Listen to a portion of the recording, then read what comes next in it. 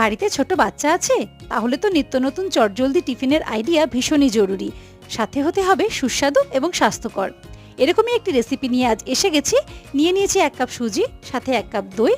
দুটিকে ভালো করে মিশিয়ে নিয়ে অল্প অল্প জল দিয়ে এরকম একটি ব্যাটার তৈরি করে নেব। তারপর কিছুক্ষণ ঢাকা দিয়ে রাখলে সুজিটা একটু ফুলে উঠবে। আরও একটু জল দিয়ে এইরকম কনসিস্টেন্সিতে ব্যাটারটা তৈরি করে নেব। নিয়ে নেব স্বাদ মতো নুন আর একটু চিলি ফ্লেক্স। বাচ্চা ঝাল খেতে না পারলে চিলি ফ্লেক্সটা অ্যাভয়েডও করা যেতে পারে। তাওয়াতে একটু অয়েল ব্রাশ করে নিয়ে গোল গোল প্যানকেকের আকারে দিয়ে ওপর থেকে ছড়িয়ে দেব ভেজিটেবলস। দেখো কি সুন্দর কালারফুল দেখতে হয়েছে। এবার উল্টে পাল্টে ভেজে নিলেই তৈরি হয়ে যাবে আমাদের আজকের রেসিপি উত্তাপাম। এই রেসিপির ডিটেল ভিডিও পেতে হলে আমার চ্যানেলটি কিন্তু অবশ্যই ভিজিট করো।